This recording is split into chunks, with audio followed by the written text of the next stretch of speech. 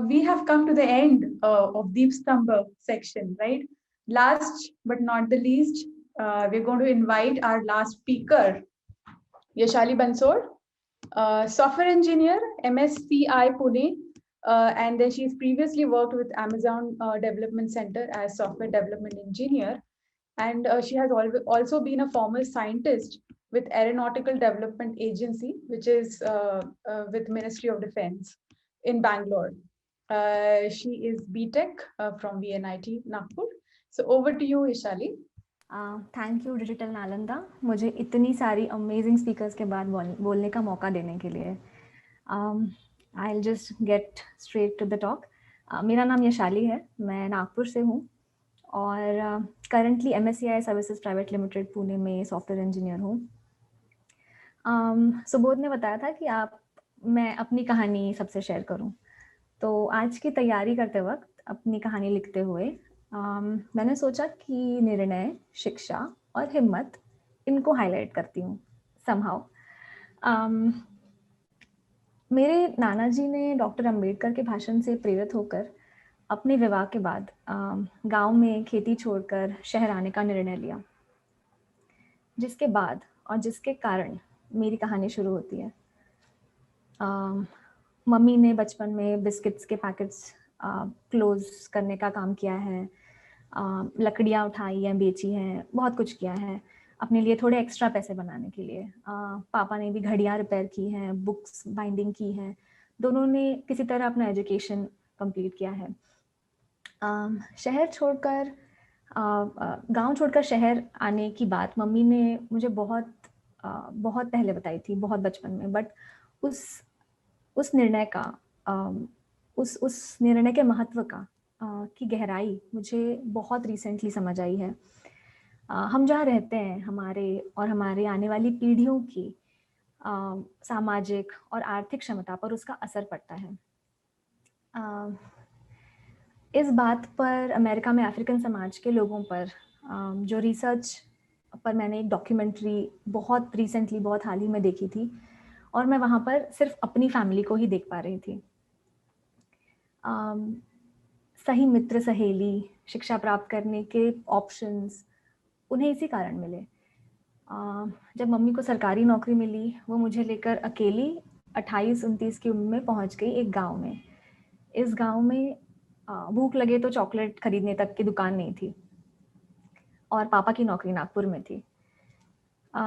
यहाँ दोनों ने हिम्मत की और इस गांव को मम्मी के लिए ठीक समझा, और उसका कारण बस एक ही था कि यहाँ 25 साल पुरानी एक कॉन्वेंट स्कूल थी, जिसे पब्लिक और प्राइवेट कंपनीज जो उस गांव में स्थित थी वो सपोर्ट कर रही थी। इस तरह मेरी शिक्षा का निर्णय ले लिया गया। इसके बाद पापा ने 12, 14 पर 20 साल हर हफ्ते हमारे साथ 2 दिन बस वो हमारे साथ 2 दिन रहने आ पाते थे, और उनकी जॉब नागपुर में ही करते रहे। मम्मी ने एजुकेट, ऑर्गेनाइज, एजिटेट ये तो सिखाया ही था। तो फिर मैंने स्कूल में एजुकेट का निर्णय ले लिया। परीक्षा में अच्छे मार्क्स लाना ही मेरा गोल बन गया। लेकिन कई सालों बाद मैं समझ गई कि परीक्षा में अच्छे नंबर और सक्सेस को जोड़ता कोई फॉर्मूला नहीं है। सिर्फ हमारे सोचे समझे निर्णय और उन्हें पूरा करने की हिम्मत ही हमें मदद करते हैं। अब मेरा बस चलता तो मैं 10+2 में ही एरोस्पेस इंजीनियर बन जाती, बट 2008-10 में तुम्हें AIEEE और IIT JEE देनी होती थी। स्कूल के एक फ्रेंड के साथ 10+2 में कंप्यूटर साइंस मेजर सिलेक्ट कर लिया और ट्यूशन भी ज्वाइन कर ली। रिजल्ट्स आए और मेरी रैंक पे एरोस्पेस नहीं मिल रहा था। कंप्लीटली डायरेक्शनलेस और क्लूलेस, बट 10+2 में कंप्यूटर साइंस जो सिलेक्ट किया था वो बन गया अपने निर्णय को बदलने की हिम्मत। National institute of technology Nagpur से बीटेक करने की कहानी बहुत लंबी है। मैंने थोड़ा डांस ड्रामा के साथ ढेर सारी पढ़ाई कर ली, क्योंकि बचपन का निर्णय अभी बदला नहीं था। तो शिक्षण पूरा किया कंप्यूटर साइंस एंड इंजीनियरिंग में। क्लास में टॉप 10 नंबर होने के बाद भी सबसे आखिर में सॉफ्टवेयर इंजीनियरिंग वाली प्लेसमेंट मिली। इसको ज्वाइन करने में 1 महीना बाकी था। मैंने इसरो के इंटरव्यू के लिए अप्लाई कर दिया। उस बार सिर्फ बीटेक के मार्क्स पर शॉर्टलिस्ट हो गई। यहाँ नंबर काम आ गए। इंटरव्यू देने हैदराबाद पहुंची, लेकिन एक और प्राइवेट कंपनी में हैदराबाद में ही उसी दिन इंटरव्यू था। इसरो में 2 ही सीटें थी और मुझे पता था कि आगे चलकर मेरे पास और भी अपॉर्चुनिटीज़ आएंगी, हर साल ओपनिंग्स आएंगी, तो बेटर सैलरी भी अवेलेबल थी दूसरी कंपनी में। तो मैंने इसरो का इंटरव्यू छोड़कर पैक्सेट का इंटरव्यू दे दिया और वहाँ सेलेक्ट हो गई। 1.5 साल जॉब के साथ पढ़ती रही, एग्जाम्स देती रही, क्योंकि इसरो, DRDO और BARC में रिसर्च करने का मन बना लिया था। फिर fab.com पुणे में सिलेक्शन हुआ, लेकिन साथ ही भारत इलेक्ट्रॉनिक्स लिमिटेड बैंगलोर, जो कि एक PSU है, पब्लिक सेक्टर अंडरटेकिंग है, वहाँ इंजीनियर का जॉब मिल गया। एक बार फिर हिम्मत करके बेल छोड़कर ई-कॉमर्स वेबसाइट के लिए सॉफ्टवेयर इंजीनियर बन गई, क्योंकि रिसर्च का निर्णय अभी चेंज नहीं हुआ था। तो इंजीनियर का जॉब क्यों लेती। लेकिन 10 महीनों में कंपनी डूब गई। इंटरव्यू प्रिपरेशन तो अब भी शुरू ही था। उसी साल aeronautical development agency DRDO Bangalore में साइंटिस्ट बन गई। मिनिस्ट्री ऑफ डिफेंस के लिए साइंटिस्ट बनने का ड्रीम पूरा करके जो खुशी मिली थी वो मैं आपको डिस्क्राइब नहीं कर सकती। यहाँ 3 साल 12 इंजीनियर्स की टीम को लीड किया, सॉफ्टवेयर मैनेजमेंट का एक्सपीरियंस लिया, लेकिन रिसर्च का मौका मिले ये, और मैं कोई उस एयरक्राफ्ट में कुछ बेहतर कर पाऊँ उस रिसर्च से, अपनी रिसर्च से, ये मुझे होता कुछ दिखाई नहीं दे रहा था। और मेरा काम काफ़ी सॉफ्टवेयर ओरिएंटेड था वहाँ।